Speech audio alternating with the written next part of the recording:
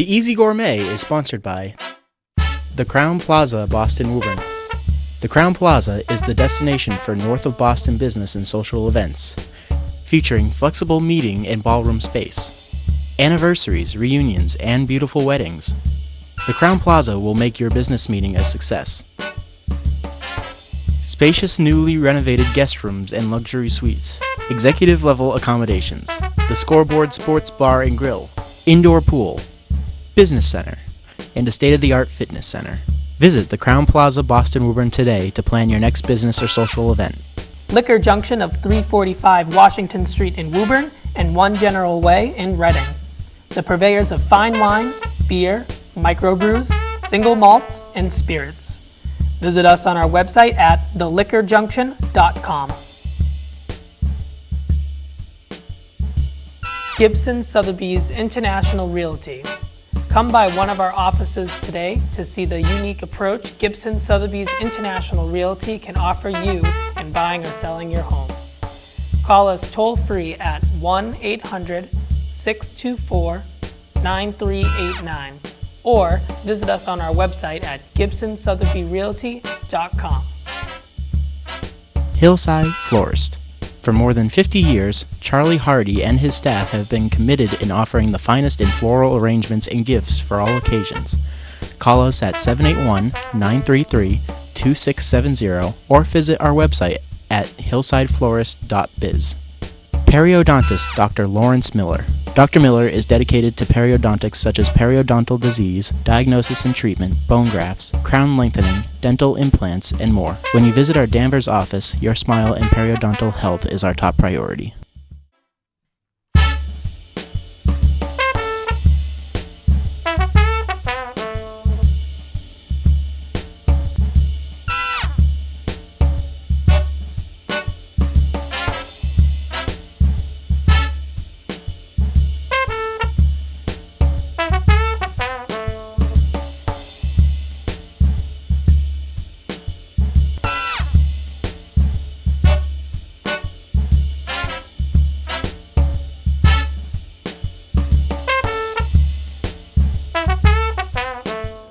Hello everybody and welcome back to the Easy Gourmet. I'm your chef and host Vinny Felici. Glad to have you in my kitchen today. Today is a very special episode today. Today is my 50th episode of the Easy Gourmet. And again, I'd like to welcome everybody to view this episode today. I'm very, very excited about it. And we have a great menu planned today. Not an extremely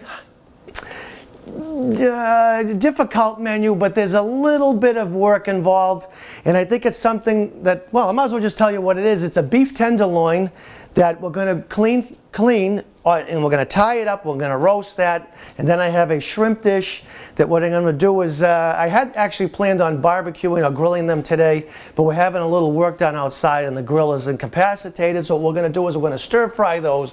They're going to be just as nice. And so why don't we get started? The first thing we're going to do though is you want a little condiment to go with that beef tenderloin, and we did a chimichurri on the show a couple of episodes back, but that chimichurri was for chicken. Today we're going to do a chimichurri, the actual chimichurri that is basically an Argentinian recipe, and we're going to make that today, and I want to make that first so it can kind of sit and all the flavors can all gel together. So what we want to do first is get a bowl, and we want a clove of garlic. I'm going to start off with a clove of garlic. And this chimichurri is going to have some fresh herbs, some dried herbs, a little salt and pepper, maybe a little splash of red wine vinegar. So we just want to get a nice clove of garlic crushed. And this is one of the very few times where I don't mind mincing garlic, because I always say don't mince and then throw it into a hot pan because it'll burn and disintegrate. We want to get this as fine as we can. If you have some type of tool that can mince this really quickly, you're always welcome to use that, but your trusty chef's knife is what I always like to use. So we have a clove of garlic. We're going with some fresh parsley. Hold off on the stems, you can get rid of the stems. We don't want the stems. And roll that up. And then finally, get rid of these. Chop that up finely.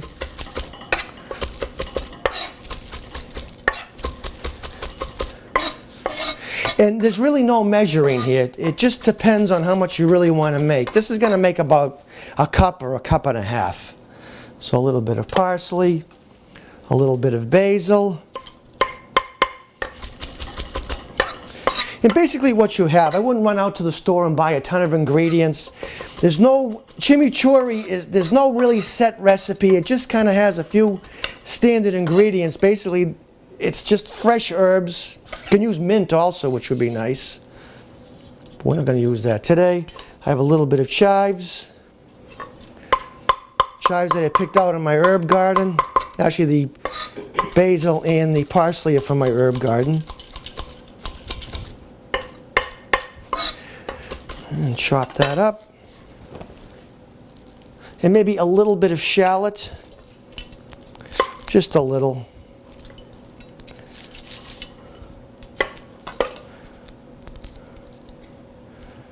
And we just clean that. You don't need that much. Just like a teaspoon. And chop that up finely. And a nice big, oops, missed that. A nice big pinch of oregano. Dried oregano.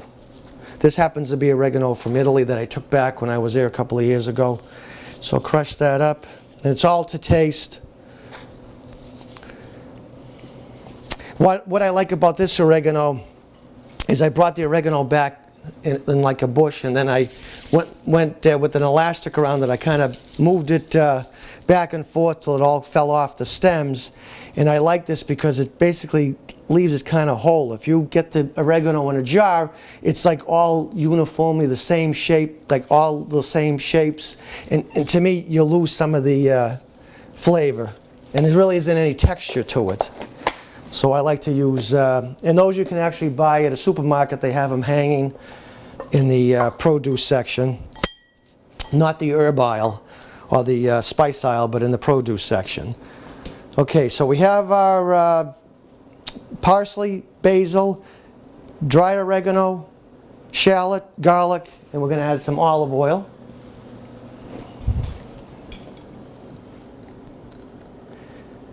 So we're going to add a lot of olive oil here. We want to make about, we have about a half a cup of herbs, and we want to get up to about a cup to a cup and a half of liquid. And this is going to be used as a condiment, this chimichurri, on our roast. A little bit of black pepper. You can always throw a little bit of hot peppers into this if you want, but we're not going to do that today. A little bit of salt, maybe a half a teaspoon, quarter teaspoon to half teaspoon of salt. Stir this up. And we're going to put this off to the side so this kind of all gels together. Okay. So we're going to move our cutting board here off to the side. Probably the first time it's been moved in all 49 shows. Now the 50th show we're going to move it because we're going to clean up this roast that I want to show you that I have in the refrigerator. And it's a whole beef tenderloin. So this would be the loin part, and this is called the butt end. But what we're going to do is we're going to clean this all up, and we're going to tie this, and then we're going to roast this. We're going to roast it we're going to season it just slightly, and we're going to roast it at a very high temperature. And it's going to be about medium rare once we take it out. We're going to let it rest as usual. And this is a very elegant piece of meat. Normally, if you buy this already cleaned, you're talking $25 to $30 a pound. But when you buy it like this, you can save a substantial amount of money. The only thing is you have to clean it yourself, and there is a little bit of work and a little bit of technique to it. So this is what we're going to do today. I'm going to show everybody how to do that. Just give me one moment here.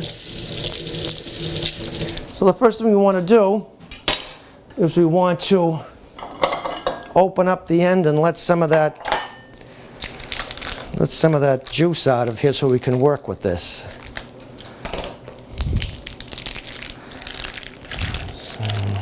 This isn't anything we're going to save. I'm just trying to make things a little easier.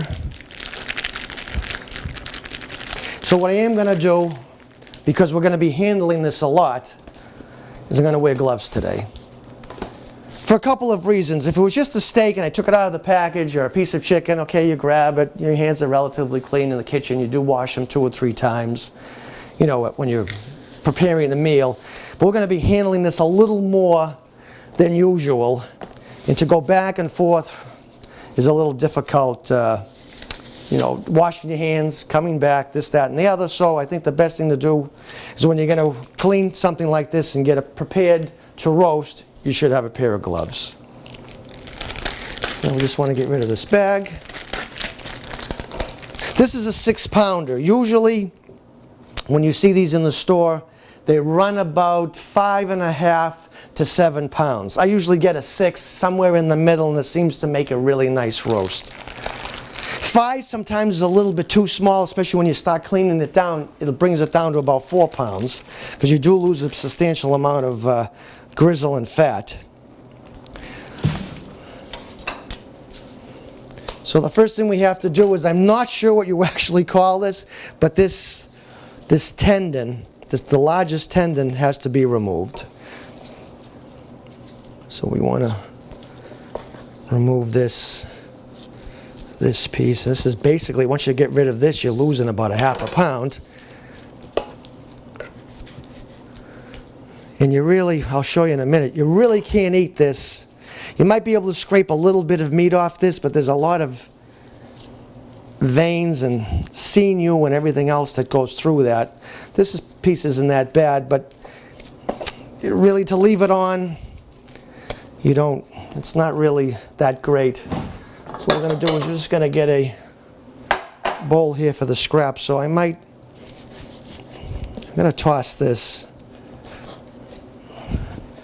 Because as you can see, there really isn't too many veins and too much tendons and stuff like that goes through it that really you can't. And it's not going to melt during cooking, so you really can't use that. So we're just going to get rid of that. This I might be able to salvage. So I'll just get rid of that. If I just hold on 1 second, I got to get another bowl, another dish, to save anything that's salvageable. Guess we can get rid of this. Okay, we're going to save that. Now we want to clean some of this fat off, which we don't really need.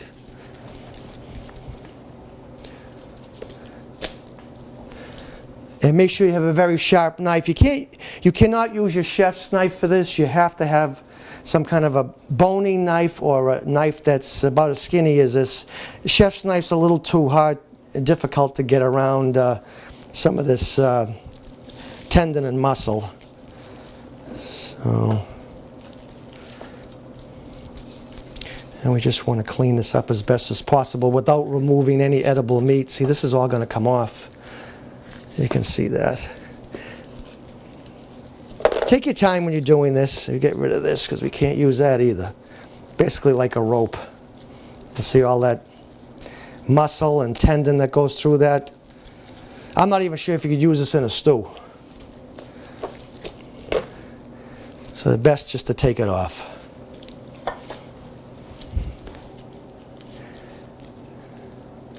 And again, this is going to take about an hour at 450 in a preheated 450 degree oven.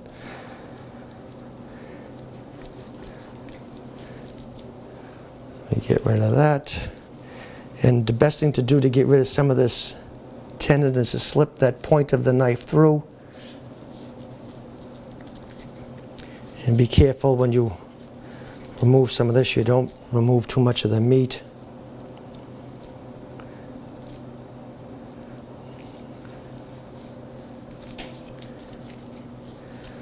You can always let your butcher do this, but again, it isn't that difficult. It's a little time consuming, and once that is done, it practically triples the price of this piece of meat. So if you could, chance cleaning it on your own, you can really save a lot of money. If you're not into this, then then I guess you can just let the butcher do it. Although, as I said before, are there any butchers left? So, and we just, anything that's solid fat, we want to get rid of that. Now, as you can see, the butt end is what they call this, the butt end is a little wider than this end. So what we're going to do is, when we're ready to tie this, we're going to fold the smaller end in so to make the whole roast uniformly the same size. We're going to try to get it the same size.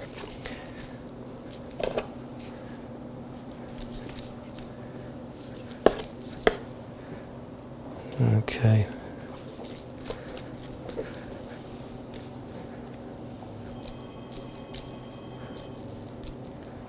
Okay.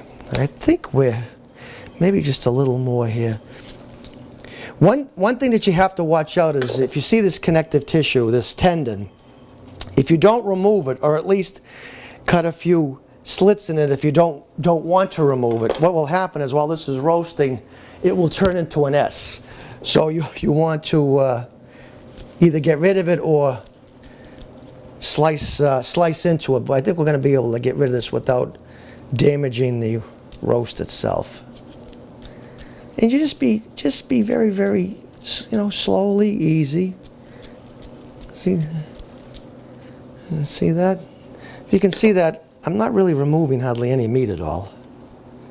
It's very, very, it's like a 1/16 of a 32nd of an inch.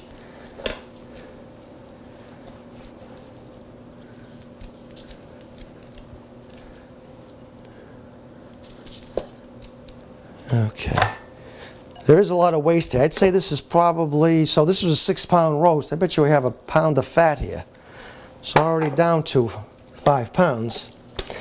And I think once we clean this little end, I think we're ready to go to tie it up and get it ready for roasting. Now this is, you could always even this out here if you want to do that, even that a little bit, but we're going to leave it on. And I'm going to turn this in, and this is how we're going to have it tied. So once we have this tied, it's basically going to look like, it'll look like that. And that's it. So that's all we have to do. I'm going to, just a little bit more fat here, just a little bit more.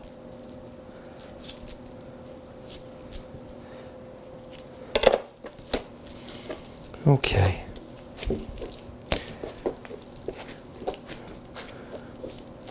And that's it. So I think we're ready for tying.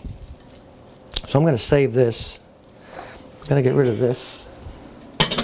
I'm going to just put this off to the side for now. We can always bang this out and use it as a cutlet, or just cut it up into a few pieces and maybe fry it and have it with eggs, or make some tips out of it. Just give me a little piece of fat on there. Get rid of that. Okay. Now what I have previously done, I'm just going to change out my gloves because they're kind of greasy, but I'm still going to keep the gloves on, is I've already cut up some string. If you know how to loop it and pull, loop and pull, you can do that. Like there's a way to tie a little loop on here and then move it forward, slip the string under, get it tight, do it again. But unfortunately, I don't know how to do that. Or I don't know how to do to make it really nice and even. So what I do is I cut a bunch of pieces of butcher's twine, and make sure you have butcher's twine not coated with wax, just cotton twine, and you move them underneath the roast where you want them. I usually go every few inches.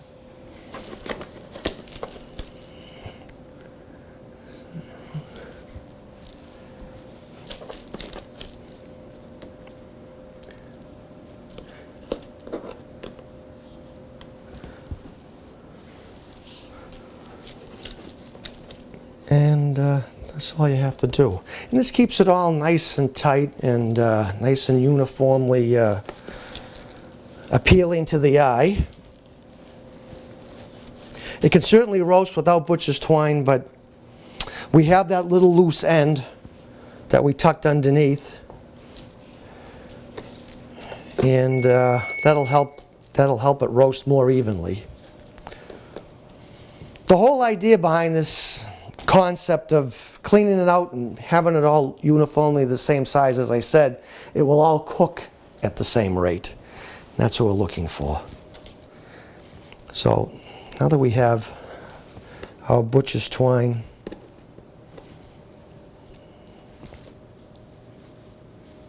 I'll lay it down. I'm just going to get my gloves on again.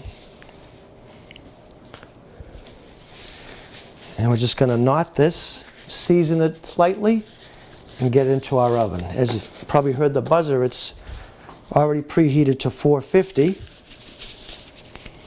So we just get our string, and I do a double loop, and then I do one more.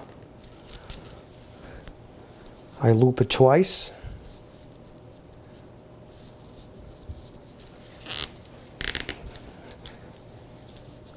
And I do it again.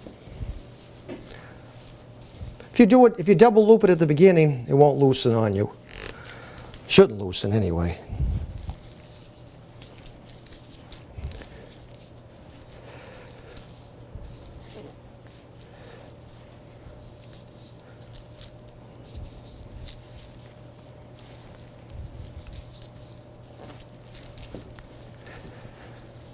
As I'm doing this, I might as well just remind everybody that if you want to say hello to the Easy Gourmet, it's WPMC, easygourmet@gmail.com, or visit me on Facebook at Vinnie Felici, the Easy Gourmet.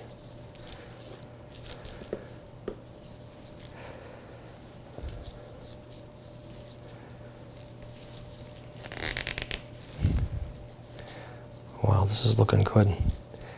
As I said, if you can get this the same size all the way through, you're doing well. I've had some roasts that have had a lot of tendon on them that really is time consuming. This actually was pretty good. So, and I need to cut these little ends off.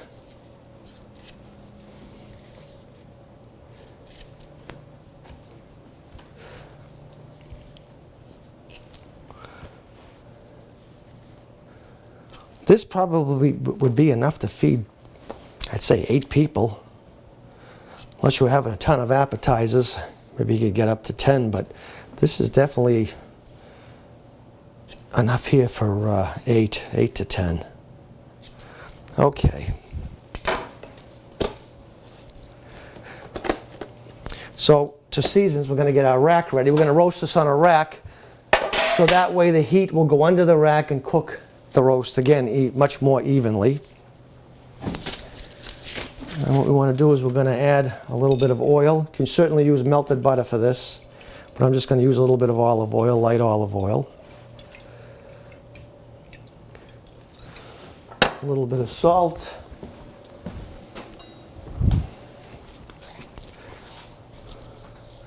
And it's to taste, to whatever preference you want. You could always throw some slivers of garlic on here if you wanted to. We're not going to do that today. Although we have the garlic, maybe I will throw a few slivers on. A little bit of black pepper. Just move this off to the side just for now. Bring our trusty cutting board back.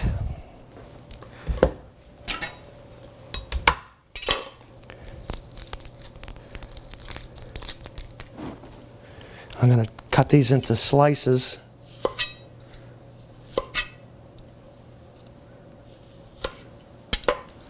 I'm just going to slip those underneath. Bring this back so everybody can see a little better. This just is going to give it a little bit of a little nuance of just garlic, just to give it a little extra flavor. It's not going to penetrate the middle of the meat, but it'll give it just a slight little taste on top, around the edge. Okay. And that's it. We are ready to go. So this is going to go into the oven, onto our rack first.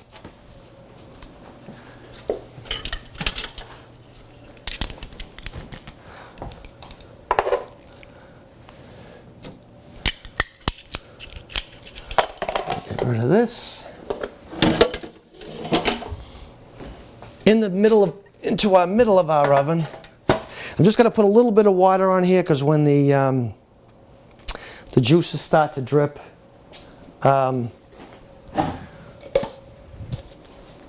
they could burn, so just a little bit of water below, not too much, a couple of tablespoons. It's going to evaporate anyway, but at least those first few drips won't burn. And there'll be a burning smell in the house, and you'll think your roast is burning.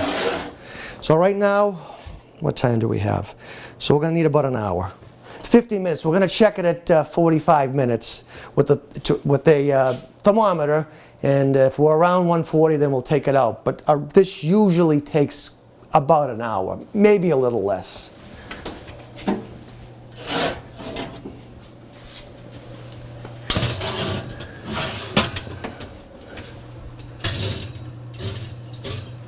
Okay, beautiful.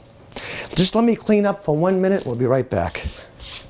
Okay, so we have our roast in the oven at 450, and as I said, that should be, we're going to check it at 45 minutes. I might have said 50 minutes, but we're going to check it at 45. And we want it to be roughly 140. If it is around 140, then we're going to take it out. So our next dish is going to be a little appetizer we're going to make with some shrimp. We're going to stir fry the shrimp, and we're going to put them on a bed of citrus and in it with an avocado. And okay, I'm sorry. And so why don't we get started on that? I have my shrimp. Hold on a second. What's going? Oh, it's just me. Was that? I'm trying to get my steps in, so I'm shaking my hand. Oh, that's cheating, though. Yeah, so I'm just like trying to move. I thought I was supposed to be cutting something. Oh, no. Okay. So we have our shrimp. We're trying to have fun on the show. This is the 50th of the show. And we're just trying to have a little bit, well, we always have fun, but we're trying to have a little more fun today. I have my show shrimp today. And these are beautiful. These are 10 to 10.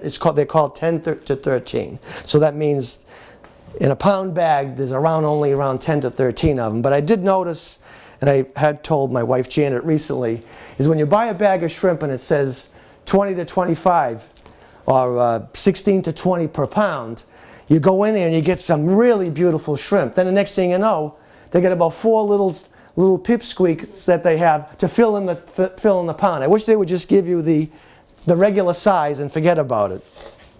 But, so what we want to do first is we're going to get a bowl. And I left a few, they're all washed and they're deshelled, except I like to take this little digestive tract out.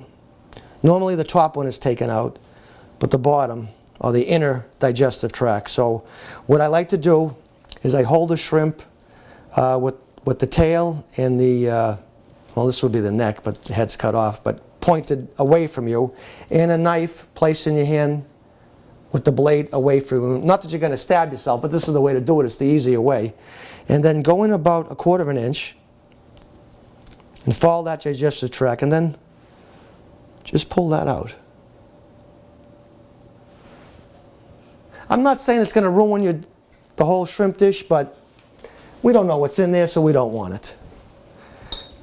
And it can be somewhat time consuming. If you're going to do this to 2 pounds of shrimp, it could take you a while, but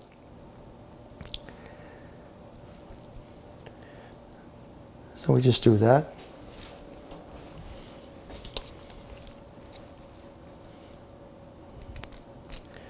And we do that.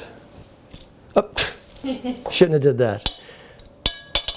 But that's it. So we got those, and the rest of these are clean. So we'll just put that in there. Right now I have about 1 pound in here, and you can see the nice size that they are. But this is what I was trying to tell everybody. If I did take, I mean, you see that how big that these are, and then they throw in a little one just to balance off the bag. I'm not sure if the best way to buy shrimp is when you go to your fish market or the fish market in a supermarket where they have all the defrosted shrimp. when it says like, these shrimp are $9.99 a pound today if they're all the same size.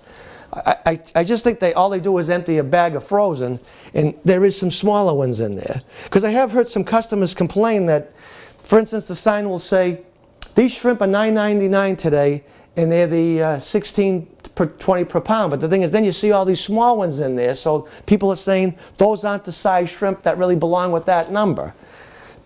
And I think the shrimp industry needs to take a look at that. Because I don't think people mind paying more than $9.99 a pound if they're getting the right size. I don't want to pay $9.99 for a little one when they belong in a different bin, but I think that's just the way they're sold. That's just the way it is in the industry. We got one more in there. Okay. We're just going to put this off to the side for now because I want to prepare our dish that this is going to be sitting on. So let me just clean this off for a second. So what we're going to do first is we're going to get a grapefruit.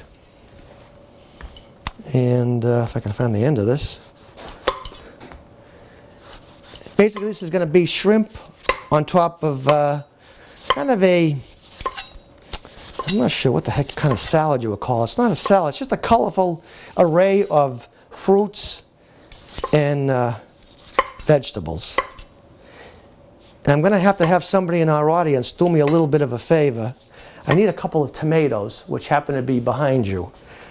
So if you could bring maybe 2 or 3 of those to me, that would be great.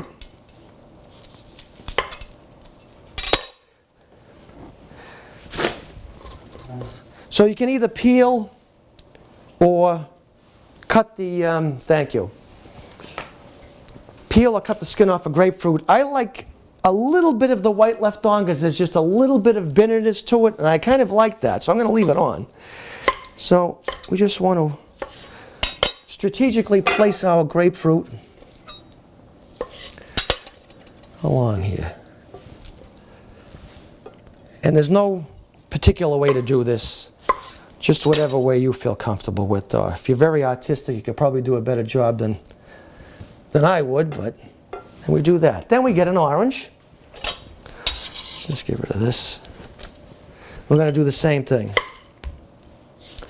You know what would be nice, and they're not in season right now, would be blood oranges because they have a real vibrant red color. And they have a little, there's a stronger orange flavor to them.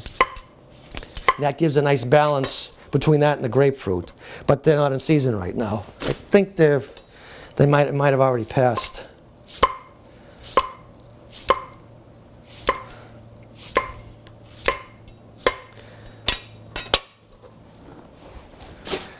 And we just slice this up.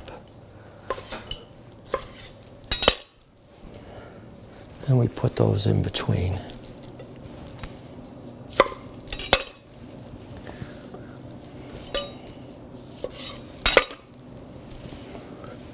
And what else do we have? We have an avocado.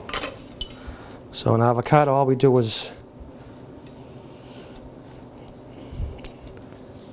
we cut all the way through down to the inner pit, give it a little twist with the end of our knife. Oops, we get rid of that. Take this out with a spoon.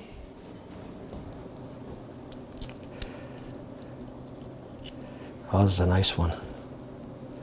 If you buy these and they're really hard, all you have to do is leave them on your lunch counter or your tabletop for a couple of days, and then they ripen. I love these like with a piece of cheese and some crackers. So we'll just get a couple of these. You can either put them up or put them down, but if you put them up, you get the nice green for the viewers to see.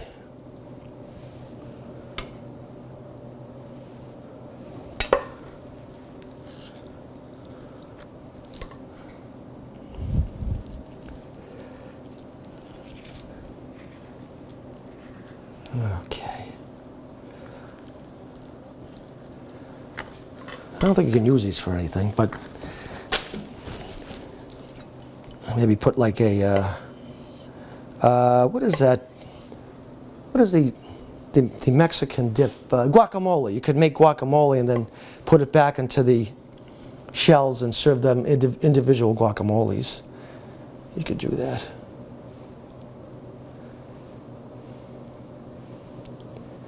Wow, look at that. Just gonna taste to see how this is. Very nice, very sweet. And whatever, the avocado oil is very good. It's not fattening like everybody thinks. Oh, you can't eat avocados, they're fattening. They're not fattening. The oil in there is very good, especially for your skin and for your hair. So, okay. And I'm going to hold off on the other condiments now because those will go on top of the shrimp. The shrimp will go on this. Get rid of the string. And then the other condiments will go on top of the shrimp. So because we're not going to be doing any grilling today, we're going to be doing it in our wok. So what I'm going to do is get a clove of garlic. And we get rid of that paper. And I have the rest of that shallot. If we were grilling our shrimp, I would marinate it in some olive oil, the same shallot and garlic, maybe a little bit of herbs. Let it sit for a couple of hours or maybe an hour or so, and then grill those at very high temperature and then lay those on. But since we're not going to grill, I don't want our shrimp marinated because it'll cause too much smoke with all that extra oil. So I just want these about 1/4 of an inch. You can see that. I sliced that clove in half, and those are about 1/4 of an inch each. I don't want to go any smaller than that because we're going to be blasting our wok. So let me just clean up for a moment. We'll see in a second. Okay, we have our shallots and our garlic ready to be sauteed slightly before we add our shrimp. We have our vegetable and fruit medley, which we'll finish off once the shrimp is finished. So let's get our wok blasting. Now, I prefer not to use the wok ring. I think if you have a electric stove with a coil or a flat top or a cast iron top, you can use this for stability. I don't like it because I'm afraid that there'll be gas buildup in here and it won't burn properly, so I don't use it. I basically just use it as a stand. And the wok rests comfortably enough on these grates that I'm comfortable with it. But again, if you feel more comfortable to use it, use it. I'm just a little leery about using these on a gas stove. So we're going to get our wok blasting. Find the right burner here. And go to your highest temperature. You give that a moment or two to boot up, or to heat up, I must say. Crank that all the way up. And that shouldn't take too long if you have a gas stove. I'm going a little bit of oil, a little bit of corn oil because it can take high heat. You can certainly use grapeseed or canola or anything like that that takes a high temperature.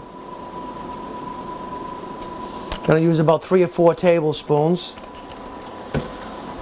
And for our shrimp, I'm just going to add a little bit of black pepper. We're not marinating our shrimp. I don't usually like to marinate anything and then blast it into a wok. I just think it makes too much smoke and too many fumes. A little bit of salt on here. About a 1/4 teaspoon. Mix that up. And we'll get our veggies here. Look, as you can see, the smoking. So we're ready to go. And you bring this over so we don't have to make 2 trips. There we go. Just let that saute for about 10-15 seconds. And we can add our shrimp.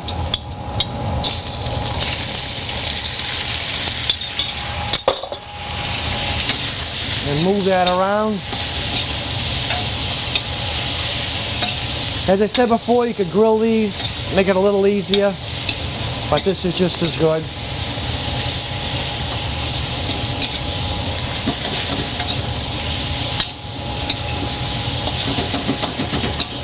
Keep them moving. We don't want any, we want them to cook evenly, so When you wok searing, to keep things moving is the best way to keep things from cooking too much on one spot and then not cooking enough on another spot. I did leave the tails on these shrimp, and it gives a little better presentation. You can certainly take them off.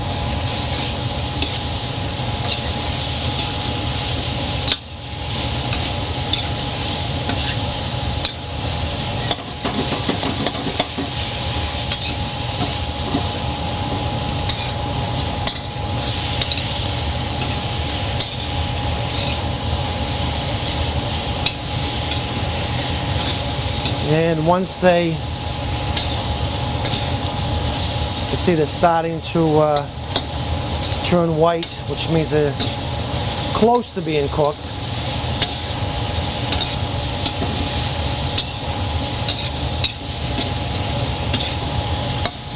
If you're into having a little bit of Asian flair to this, you could certainly throw in some sesame oil at the very end, or a little bit of soy sauce. We're just going to go al fresco today with just that little bit of shallot and garlic.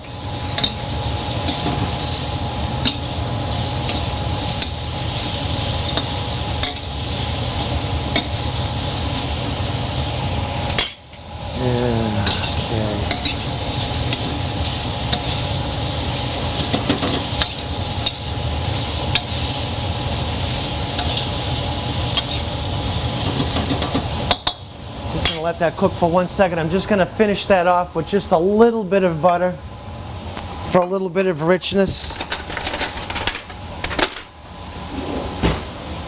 at the very end. Again, this is if you decided you would like a little bit of nutty taste. You could use a sesame flavored oil or a little bit of an Asian flair, a little bit of soy sauce, you could do that, but always add something like this at the very end.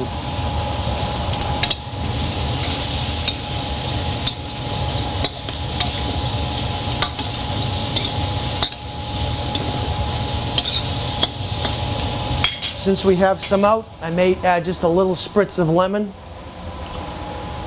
just because we have it out. We can add that at the end.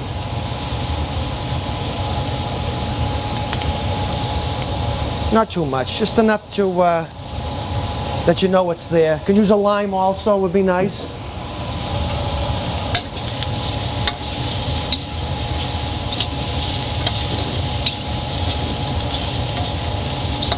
And we are done.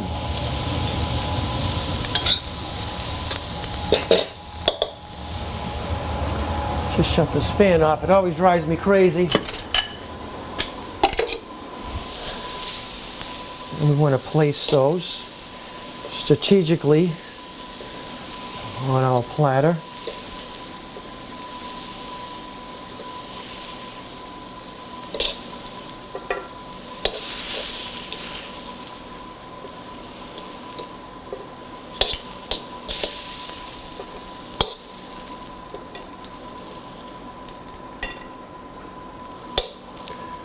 Look at that.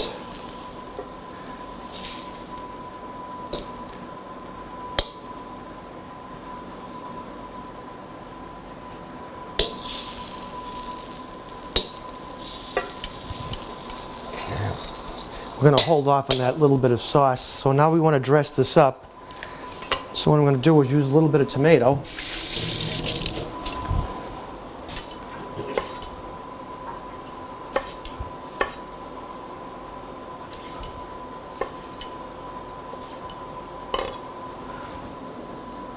Just to give a little more color and a little more balance of flavors.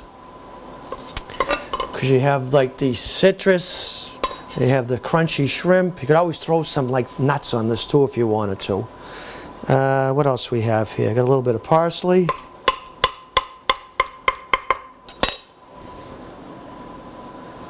A little bit of chives.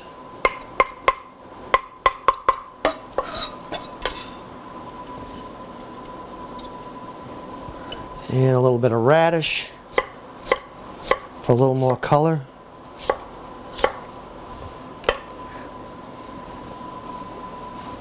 And a little crunch.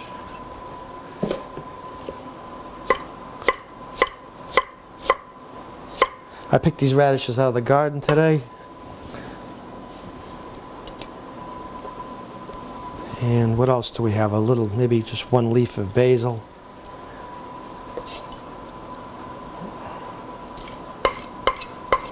All this little nuance of flavors all blending together.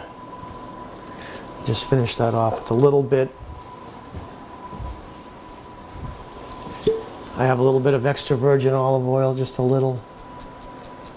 Give that a little glisten. And there you have it. Our shrimp appetizer. This certainly could be a meal with a little bit of crunchy bread. Look at that. Just let me clean up for 1 second. Okay. I have some strawberries. I'm going to just show you how to flambe them. But prior to that, you know what I'm going to do? Because we don't really have a vegetable with our meat today, with our roast, which is still roasting, should be done in just a short time.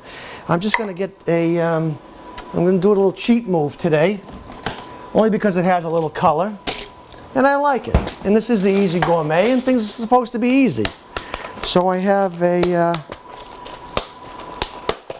half a quart of frozen peas, and a half a quart of onions, little pearly onions. I'm going to add a little bit of water and a little bit of oil. You can always use butter here, but I'm just going to put a little bit of oil. A little bit of pepper. I'm going to put that on the stove, just in the corner, so it heats up a little. Basically, these are cooked, they're just frozen. We'll use that as a nice little garnish. Okay, so now I have some strawberries. Just going to quickly flambe these, if I can find my knife.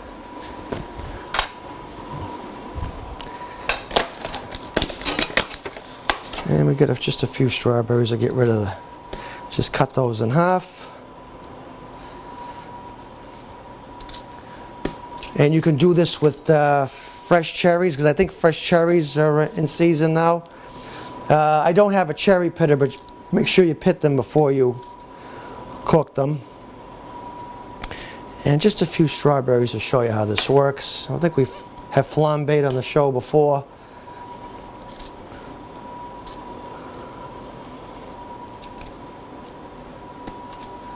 Just get rid of the stems. I think they have some kind of contraption that takes the stem off these, but we don't have one, because I'm not into filling the drawers, you know, with all kinds of gadgets that you don't use every day, that you use like once a week, if that. Leave that off to the side. I'm just going to rinse these off quickly.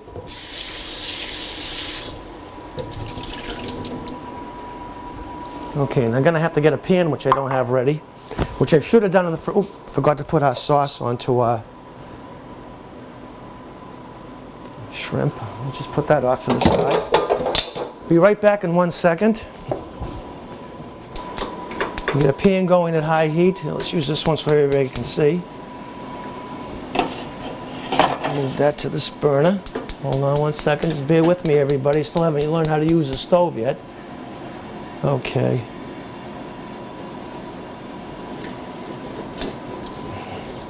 About medium high. And we need a little bit of sugar. No measurement here.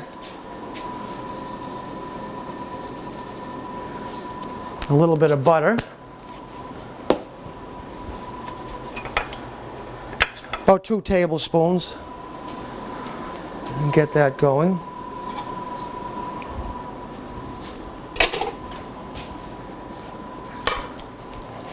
And we're going to need our trusty Grand Marnier when we're ready.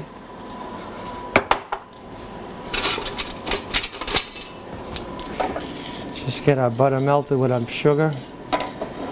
Maybe a little higher here just to get things moving along.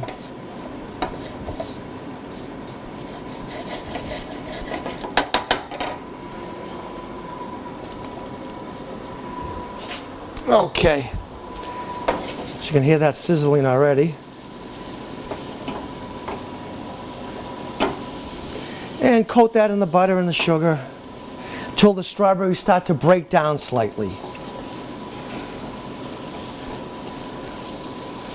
And again, cherries would be good with this. You could use apples with this. If you used bananas, basically called bananas Foster. I'm not really sure what this is called.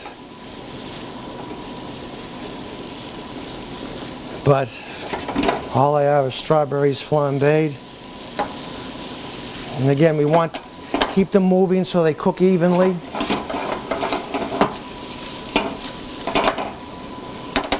We're just going to add just a little bit of lemon to this, just for a little bit of freshness.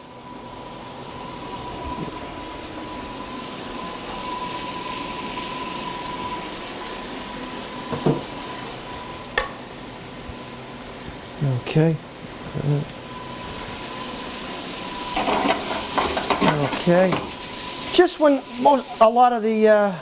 when it starts to break those strawberries down and you see all that syrup, pull it off the heat for 1 second. And you can use rum, or we're going to use some Grand Marnier here because I think the orange flavor goes great with the strawberry. So put that 2 or 3 tablespoons in there and get a little bit of flame going. And while that's cooking, we're going to get a, let's see, what do we have for a nice dessert dish that's visible? There we have a little bit of vanilla ice cream, just to show you how this is going to look.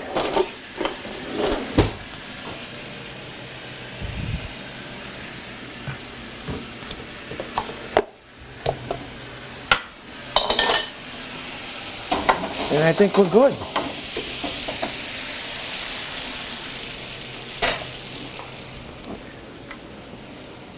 And just let that simmer down slightly.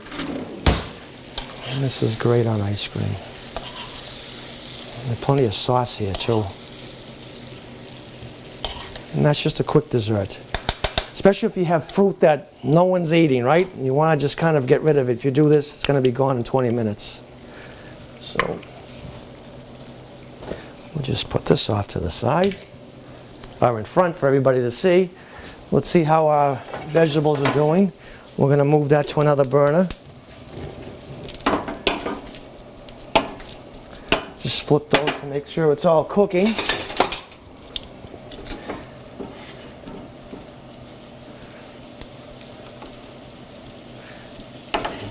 Okay. I think that's doing well. I'm going to lower the heat a little. So now we're going to check our roast, which has been in about, how long has it been in? I've lost track. About,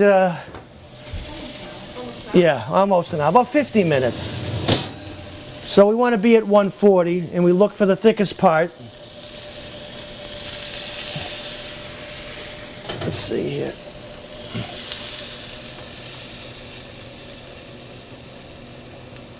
I don't know if the camera can pick that up, but we are right on 140. And this isn't made up, this is actually on 140. So I just want to let everybody know this is true time, this is real time, this is a real cooking show. And we're at 140 and we're ready to come out. So we're going to shut that down. If this was like a holiday, you could certainly make a nice Béarnaise sauce with this, but we're just going to have it this way today with a little bit of chimichurri. Let's see how this is doing. Okay. I'm just going to keep these on low on the back burner now because they're defrosted.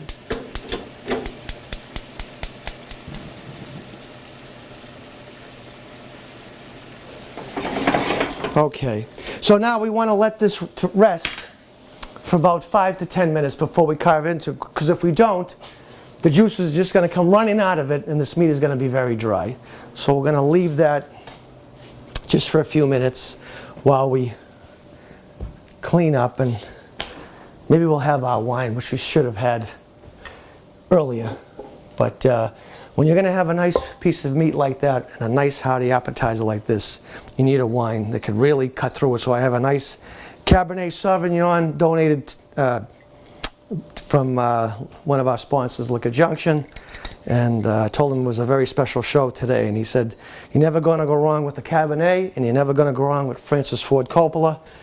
I know everyone knows what he's all about, so he's just running a vineyard these days. And he has wines all over the gambit. He has Cabernets, Merlots.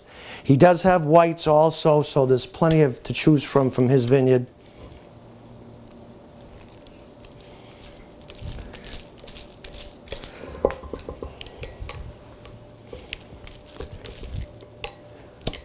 Wow.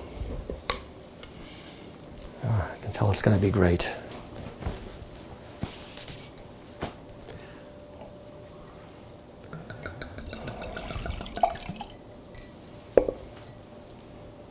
To all my viewers of the Easy Gourmet,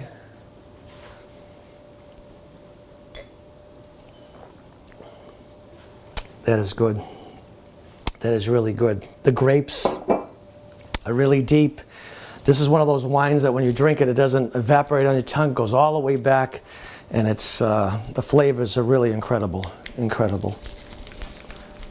Okay, so we want to wait till our roast rests just for a minute. So, but in the meantime, why don't I just thank our gracious sponsors? Rather than do it at the end of the show, I'll do it now. I want to thank the Crown Plaza Hotel here in Woburn, who will be going starting. We're in July. This 50th show today is in July, and next month, August, they will be starting an extensive renovation of their ballrooms, and they're going to reopen sometime in 2018. So I want to wish them good luck with the construction. I know how things like that can go, and it's going to be somewhat disruptive. So I just want to thank them for being a sponsor, and just wish them luck on their renovation. Gibson Sotheby's Realty, Mr. Larry Rideout. Thank you, Larry, for being a sponsor on our show. Dr. Larry Miller, as always, we've had him on as a guest over the last couple of years. He's always a great guest, always brings great recipes to the show. And I always appreciate it when he can take time in his busy schedule to come and be on my show. I really appreciate it. And Liquor Junction, again, for this beautiful bottle of wine, Francis Ford Coppola Claret Cabernet Sauvignon from California, from Napa. Thank you, guys at Liquor Junction. What their addresses are at 345 Washington Street in Woburn, 1 General Way in Reading. And they're also going to be opening up soon, sometime this year in 2017, a location in Winchester and another location in Somerville. So they're branching out into all parts of Middlesex County. And another sponsor of ours is Charlie Hardy of Hillside Florist, 888 Main Street, North Woburn, Mass. Thank you, Charlie, for being a sponsor on the Easy Gourmet and this anniversary 50th show. To just really appreciate you being on board and being a supporter of the Easy Gourmet. Okay. Again, it's WPMC, easygourmet@gmail.com. Love to hear from you. And you know, what's funny is over the past, God, it's been 6 years, I think, took to film all these shows. And I got to say, you know, when around town, as people like to say hello, but all we do is talk recipes.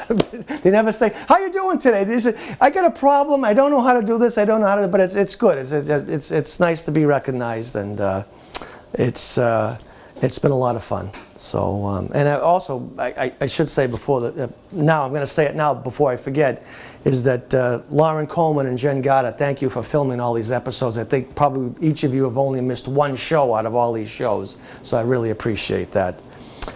And of course, shout out to Brian Ouellette, the executive director, for being very supportive and helping out when he gets a chance and when he finds time in his busy schedule. All right. So I think we can give this a shot, ready to slice. So when I have another long dish, well, ice cream is starting to melt, but that's okay. We got the gist of it. So if you put the show in reverse, you'll see what it was supposed to look like. So we have have our sauteed vegetables here, which I'm just going to lay down.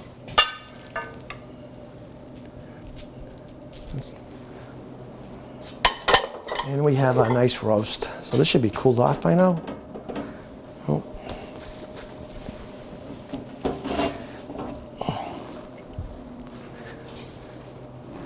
Put this off to the side.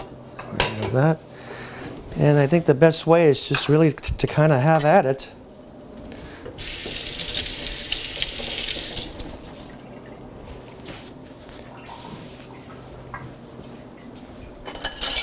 Okay. Roast here now.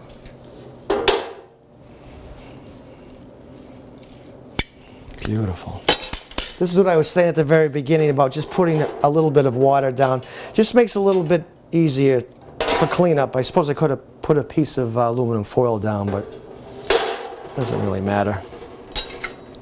And now we're going to give this a whirl and see how we did here today. Of course, the ends are going to be a little more cooked than the, let's go with the end that I didn't flip. This is the flipped end.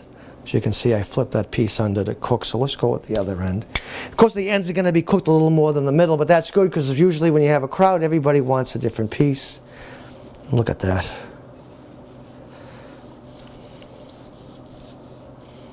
That is perfect. See how we have about a 1/4 inch to a 1/2 inch of medium all around, and the inside is rare. And that's how we want it. Like I say, if you go with a thermometer and you go at 140, it's going to come out perfect.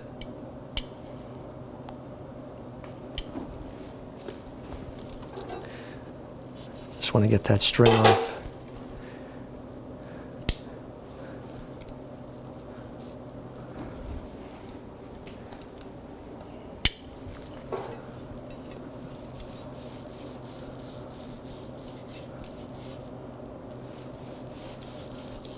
Wow, look at that. It's almost too nice to eat. Okay. I'm just going to let... Now, I'm going to put that there. Now I'm going to get myself a dish, and this is always the best part of the show.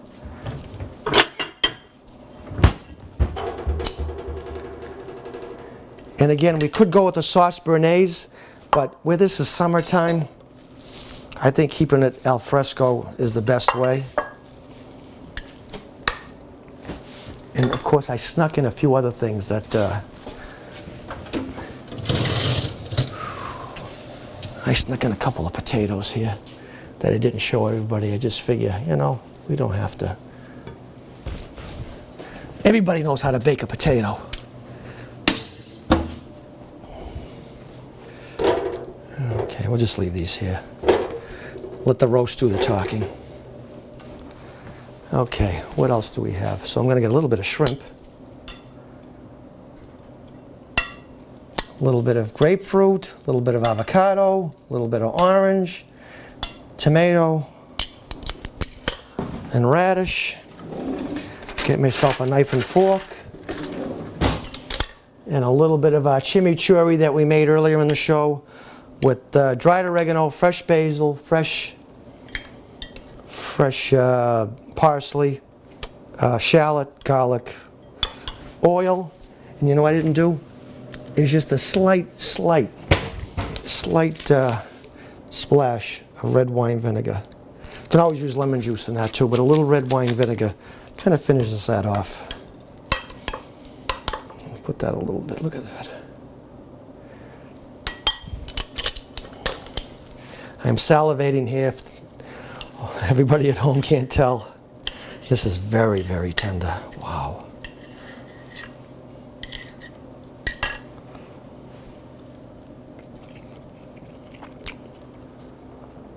Unbelievable. Unbelievable. It's the 50th show worthy. It's unbelievable. Let's see how our shrimp are. Look at that, it's perfect. See how they're white? That's how they should be.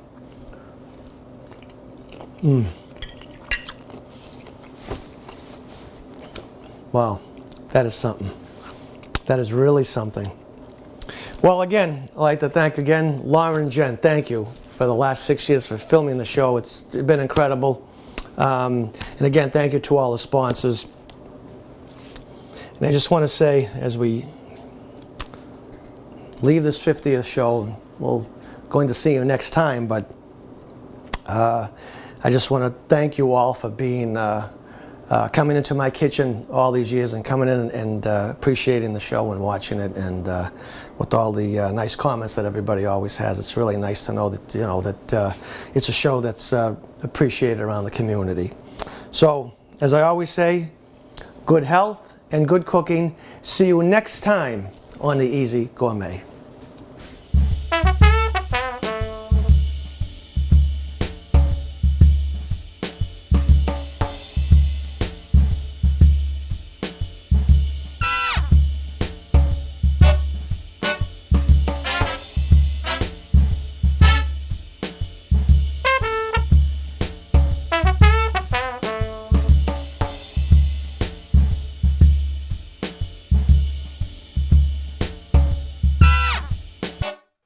The Easy Gourmet is sponsored by the Crown Plaza, Boston Woburn.